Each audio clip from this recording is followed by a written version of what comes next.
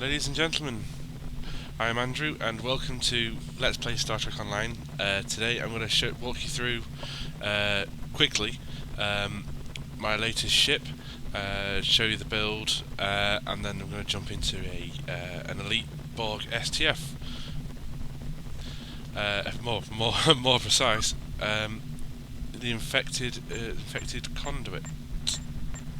It's yep, the Conduit, which got a very quick waiting time. So, without any further delay, I must apologise anyway in advance. I am not feeling that great, to be honest. I've got a massive headache, throat hurts, I'm just feeling ugh. So if I'm like talking shite, then and I kind of make mistakes, and that's why. Anyway, without delay, I'll just tell you about my ship. I'm using the new, I say new, it's probably in the game before, the Mirror Universe Escort Retrofit, which is this little thing. It looks different on the design. It actually looks like this when you get it. What I've done is mashed up the three classes that you get with, as part of it, and made my own little design, as it were. One that kind of, I don't know, looks a bit more Starfleety, if that's even possible. Right. So Mirror Universe Escort Retrofit. The Mirror Universe Escort Retrofit looks more like our Prime Universe Escort Retrofit, but favours more Science Bridge Officer seating and console slotting. The Mirror Escort Retrofit includes the mirror version of the Sabre, the Rapier or Rapier, and the Ushan, I'm guessing, classes. Which is what I've done. I've taken all three, the Sabre, the Rapier, and the Ushan, made my own. I made that from it, which I think looks Starfleety.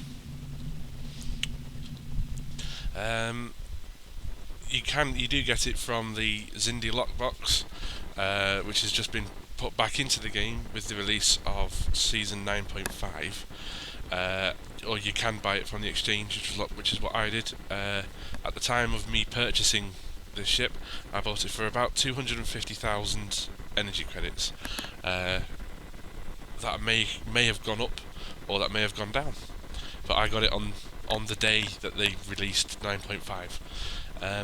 Hull strength, as standard, isn't particularly that great. It's 27,600. It could be better, but for a little ship, you can't really argue. Really, it's tiny.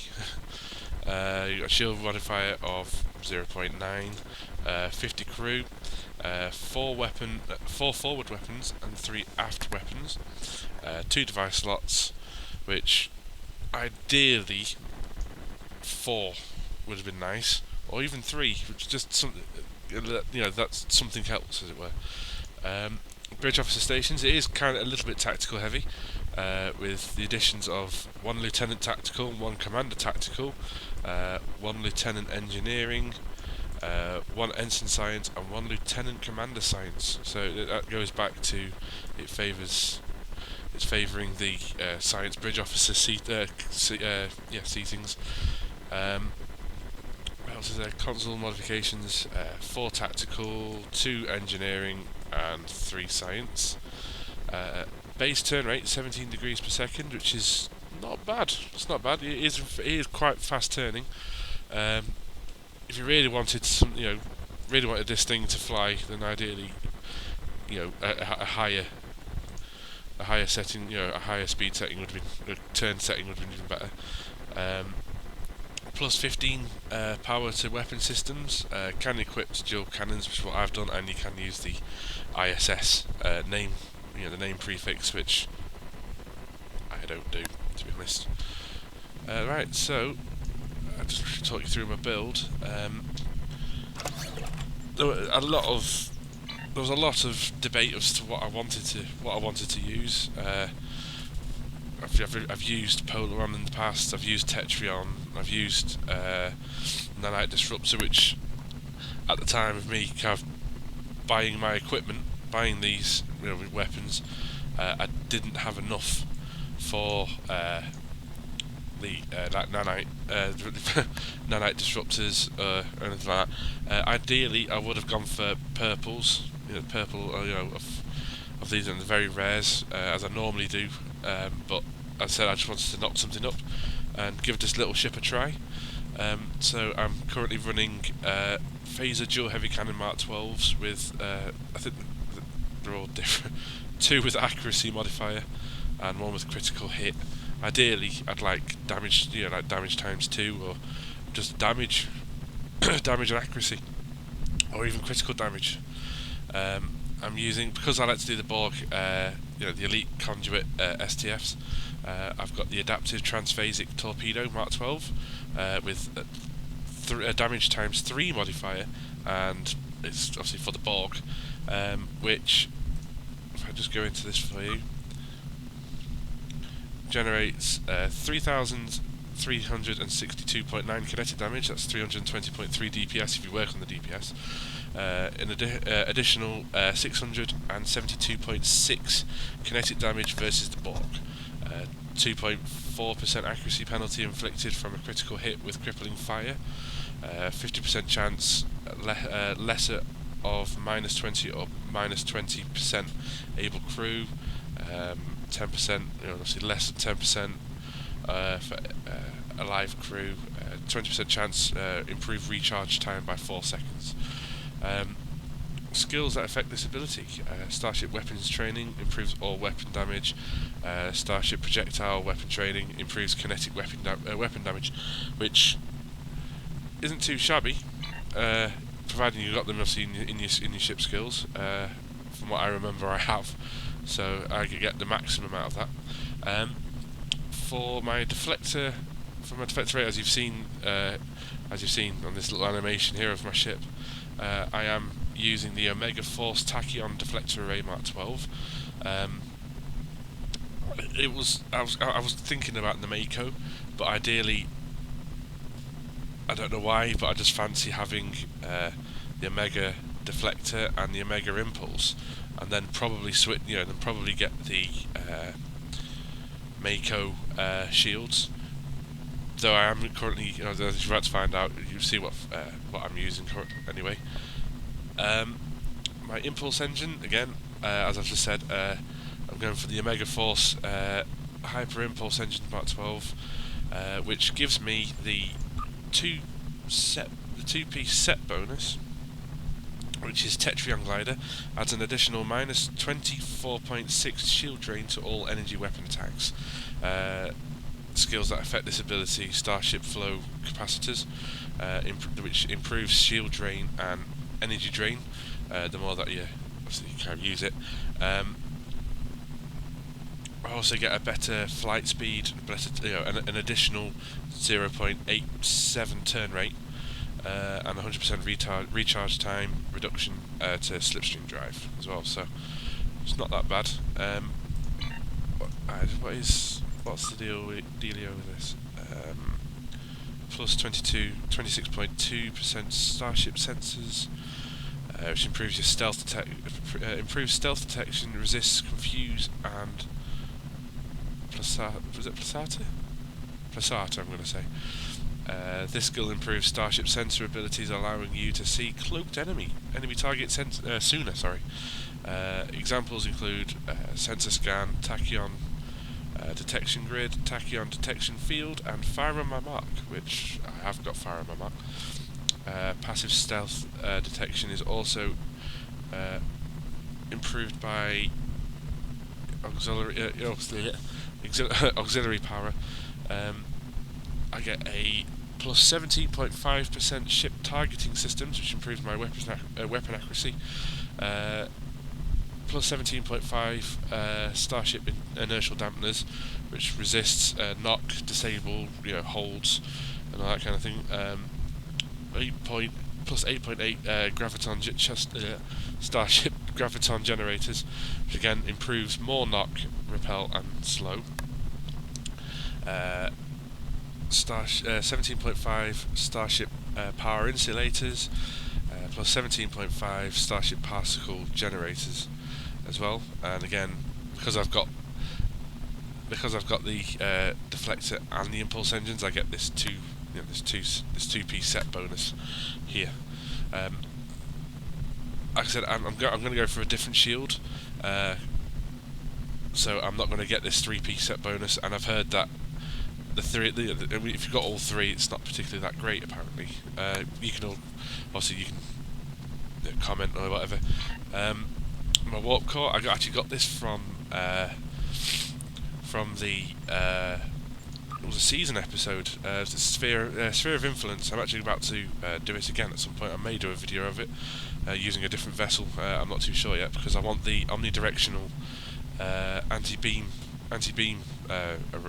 thing, which fires 360 degrees, which would then give me this two-piece set bonus, which is forced anti-proton emitters, which is plus 10 anti-proton damage. Which, if I've got the omnidirectional anti-proton beam, then that'd be brilliant, because I get a plus 10% damage for that. So yeah, so at the moment I'm using this. There probably are better warp cores, but I just thought, as I got it for free, and it does the job. I may change it in the future, very soon, but who knows. My shields, I'm using the Advanced Fleet Covariant Shield Array Mark 12 with a 3 times capacity modifier, and the regular, I think, well, regen on it. So I get 135.5% regen every 6 seconds, and 7,046.3 maximum shield capacity, which is not too shabby, to be honest.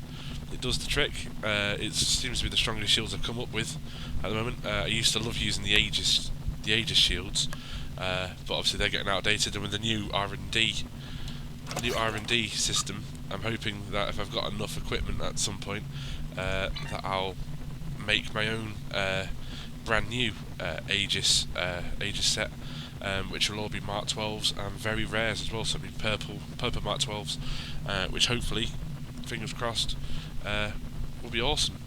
At the back, I've gone for a phaser turrets, obviously. I wish that these were greens, but at the time of me purchasing these, they're all too expensive, and I actually spent some money on the Andorian vessels, so I kind of ran out of money, so I just it's a quick build. And I've got the kinetic cutting beam Mark 12 with damage, obviously 3 times damage modifier on it. Reactive shield. No, I've not got any. I've not got the. That's alright. Sorry, I've just mumbled it to myself. Devices. I've got these 2 satellites. One's heavy Polaron, one's heavy Tetrion. Every now and again, I just deploy one. I could have something else there. Unfortunately, I haven't got the red matter thing. I'd love the red matter thing, but I'm not a lifetime subscriber. Excuse me. Engineering consoles. Just gone for green neutroniums. Gone for 2 of those, so I get 2 plus 17.5 kinetic damage resist, and 2 plus 17.5 all energy damage resistance as well, which does the trick. Ideally, I'd like them to be purples, but I said at the time of me knocking this up, I was very limited on resources. I could have grinded for them, but I just decided, bugger it, I'll just knock something together and, just screw around.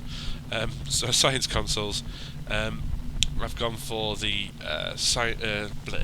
shield refrequencer Mark 12. Unfortunately, it's not purple, but it improves my ship HP.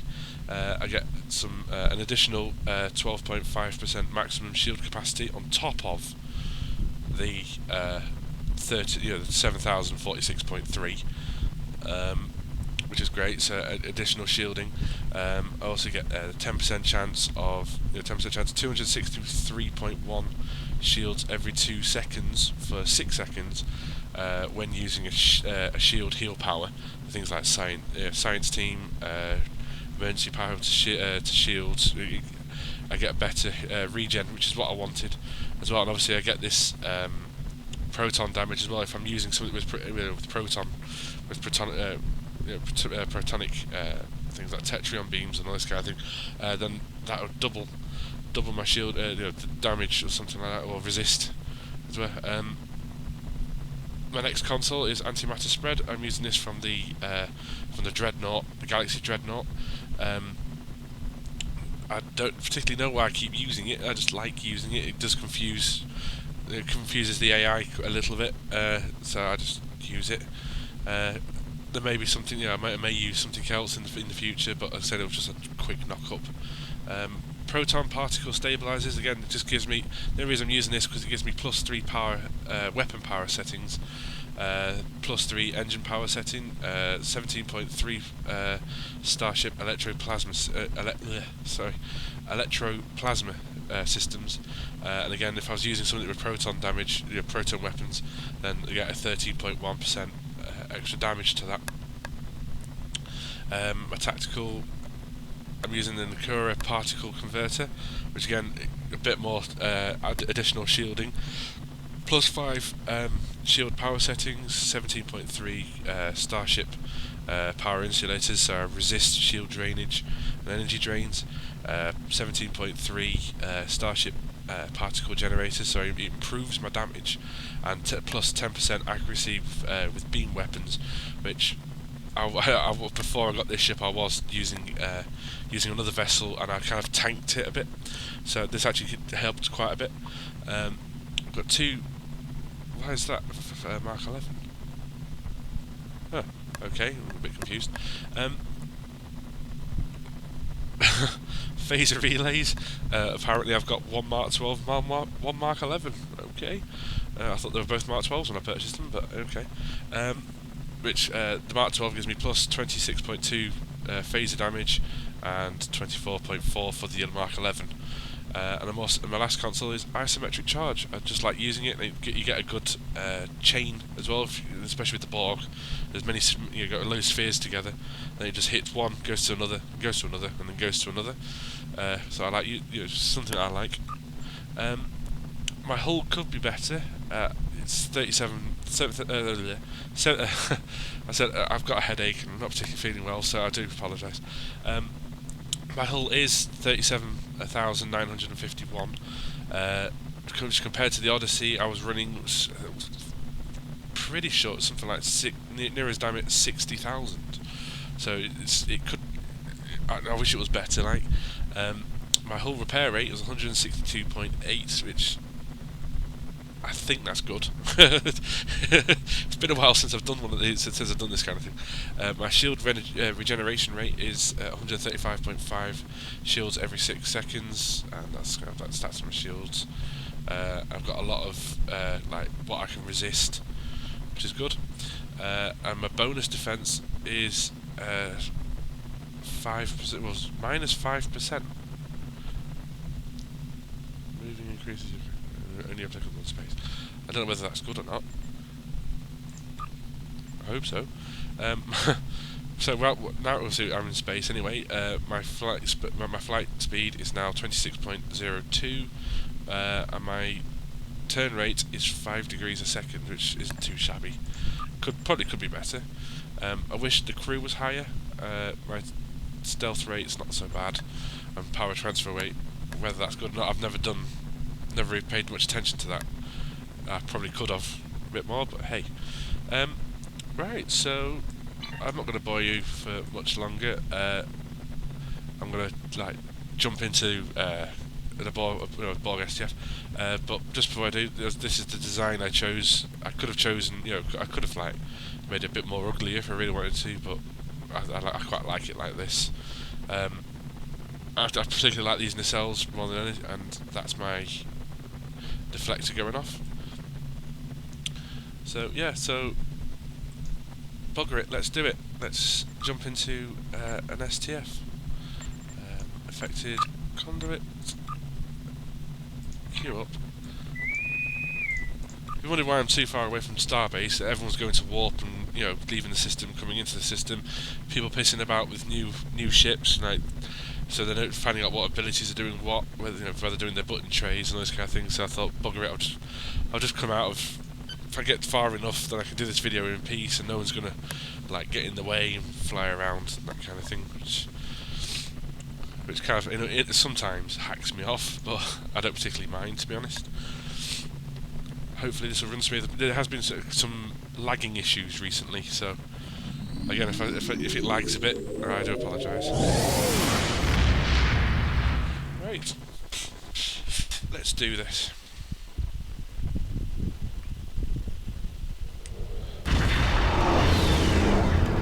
There's a bit of lag there.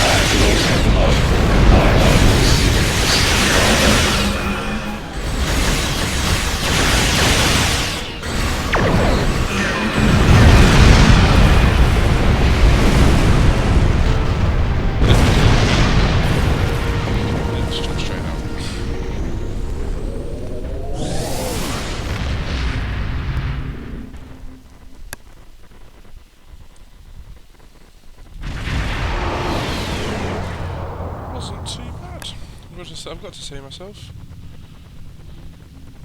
Probably could have been a bit better, but anyway, thank you very much for watching. I do apologise for my commentary. As I said, I'm not particularly feeling too well, so I apologise.